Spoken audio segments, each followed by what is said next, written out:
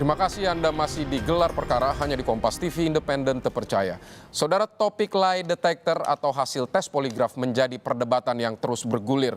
Yang terbaru, pembahasan lie detector kembali digemakan oleh kuasa hukum Kuat Ma'ruf dengan menghadirkan ahli meringankan. Lantas, sebenarnya apakah hasil tes poligraf ini miliki pengaruh kepada para terdakwa? Berikut laporannya. Ali memahami itu bukan salah satu alat bukti, tetapi kalau hasil dari lie detector itu dilakukan dengan prosedur yang benar, masih mungkin dimanfaatkan untuk dinilai oleh ahli yang mempunyai kompetensi.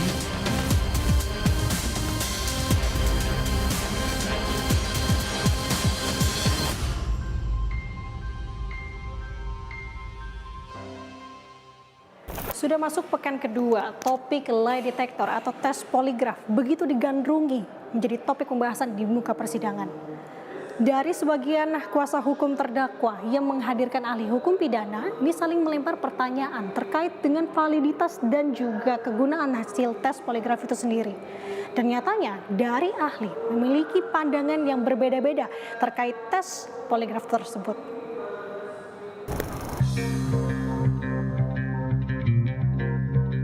Dan salah satu ahli yang menjelaskan terkait adanya perbedaan bahkan masih menjadi perdebatan di kalangan para ahli ialah ahli hukum pidana Elwi Daniel yang dihadirkan pihak terdakwa Ferdy Sambo dan Putri Chandrawati pada 27 Desember 2022 lalu. Terkait dengan poligraf, saya kira ini sesuatu aspek yang masih perlu diperdebatkan lebih lanjut. Kenapa demikian? Apakah hasil poligraf itu, merupakan barang bukti atau alat bukti dia? Alat bukti dia. Ada yang menyebut poligraf itu adalah alat bukti, ada yang menyebut sebagai barang bukti. Namun, penuturan berbeda disampaikan ahli hukum pidana yang meringankan pihak Richard Eliezer di persidangan pada Rabu 28 Desember 2022 lalu. Dari penuturannya, ahli hukum pidana Albert Aris menyebut bahwa hasil tes poligraf sebenarnya bisa masuk sebagai alat bukti yang sah, namun dengan memperhatikan beberapa hal lainnya. KUHP itu membedakan antara barang bukti dengan alat bukti. Barang bukti diatur di pasal 39 KUHP, alat bukti diatur di 184 KUHP yang limitatif ya. Ada saksi, surat ahli petunjuk keterangan terdakwa gitu ya. Nah, ketika ada metode-metode seperti itu yang mungkin belum termaktub atau diatur dalam KUHP karena prinsip hukum acara itu adalah limitatif dan imperatif, kan terbatas dan memaksa.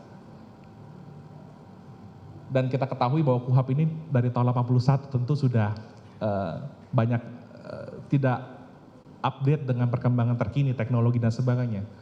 Maka ketika hasil pemeriksaan itu atau metode itu dibunyikan oleh keterangan ahli, maka dia bisa menjadi alat bukti yang sah dan sepenuhnya pertimbangannya merupakan otoritatif hakim untuk menilai.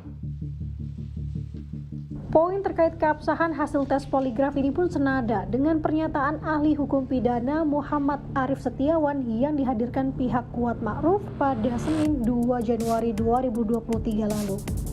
Ditegaskan yang terpenting dari hasil tes poligraf ialah ketika hasil tersebut dipaparkan oleh ahli hingga menjadi keterangan ahli. Ali memahami itu bukan salah satu alat bukti, tetapi kalau hasil dari lie detector itu dilakukan dengan prosedur yang benar, masih mungkin dimanfaatkan untuk dinilai oleh ahli yang mempunyai kompetensi untuk bisa membaca dan kemudian menerjemahkan hasil dari lie detector itu. Dengan demikian yang dipakai sebagai alat bukti bukan hasil dari laporan lie detectornya tadi, tetapi adalah pembacaan dari itu. Di luar dari ahli yang dihadirkan di muka persidangan, pakar ahli hukum pidana Abdul Fikar Hajar pun menegaskan bahwa hasil tes poligraf tidak masuk ke dalam alat bukti. Selaras dengan beberapa pernyataan ahli pidana di muka persidangan, bahwa dari hasil tes poligraf yang dibacakan oleh ahli dapat memberikan pertimbangan untuk majelis hakim akan gambaran terkait kondisi terdakwa maupun saksi. Tes poligraf itu bukan alat bukti, ya, kecuali dia menjadi surat. Ketika dia hasilnya menjadi surat, dia jadi alat bukti, gitu, ya. Tapi kalau dia tidak cuma hasil yang dikemukakan oleh seseorang yang mengendalikan poligrafnya, dia menjadi keterangan ahli, gitu. Ya, jadi poligrafnya sendiri bukan alat bukti sebenarnya. Tetapi ketika hasil poligraf itu dituangkan dalam bentuk surat, dia menjadi alat bukti surat. Ketika hasil poligraf itu dikemukakan oleh seorang ahli di persidangan, maka dia menjadi keterangan ahli, gitu loh. Nah, apakah alat bukti surat hasil poligraf atau keterangan ahli berdasarkan tes poligraf itu bisa menjadi alat bukti yang meyakinkan hakim? Itu tergantung hakimnya. Ya, jadi apakah hakim yakin dengan keterangan itu? Ya tergantung hakimnya, gitu. Di sisi lain, dari penuturan Ketua Asosiasi Poligraf Indonesia, Agung Prasetya, yang juga turut andil dalam proses pemeriksaan para terdakwa kasus pembunuhan berencana, menjelaskan terkait spesifik mengenai tes poligraf. Salah satunya mengenai asal-muasal akurasi hingga variabel yang mencakup pemeriksaan. Lie detektor itu ibaratnya atapnya gitu. Nah, poligraf itu bagian dari lie detektor. Nah, bagian lie detektor lain itu ada melalui misalnya gestur tubuh atau nonverbal atau melalui gerak-gerik mata atau melalui apa aja. Nah, itu lie detektor. Salah satunya poligraf seperti itu. Nah, variabel yang dipakai oleh poligraf itu sendiri adalah sensor keringat untuk melihat pola keringatnya si terperiksa, kemudian ada sensor pernafasan untuk melihat pola pernafasannya si terperiksa, kemudian ada menggunakan yang namanya sensor denyut jantung untuk melihat bagaimana pola dari denyut jantung si terperiksa nantinya, seperti itu. Asosiasi Poligraf Amerika itu mensyaratkan bahwa akurasi minimal itu harus di atas 90%, seperti itu. Pertama itu. Nah, kemudian kita akan mencari metode apa yang bisa dilakukan untuk mendapatkan hasil poligraf bisa di atas 90%. Kebetulan kita di Indonesia menggunakan metode yang namanya UTAH, Ultra Tango Alpha Hotel ZCT, atau Zebra Charlie Tango. Nah, metode UTAH itu mendapatkan akurasi 93%. Pertanyaannya bagaimana akurasi tersebut bisa didapatkan? Kan itu pertanyaan sebetulnya. Nah, akurasi itu didapatkan melalui serangkaian penelitian yang dilakukan di Universitas Utah di Amerika Serikat, di mana sekelompok peneliti menggunakan metode tersebut, kemudian dijurnalkan dalam bentuk paper. Nah, oleh para ahli poligraf, metode tersebut diaplikasikan dalam pemeriksaan poligraf. Ada replikasi, ada pengulangan dengan metode yang sama oleh serangkaian atau banyak dari ahli poligraf di lapangan, sehingga muncullah hasil akurasi 93% tersebut. Di ruangan poligraf itu didesain adanya CCTV di dalam.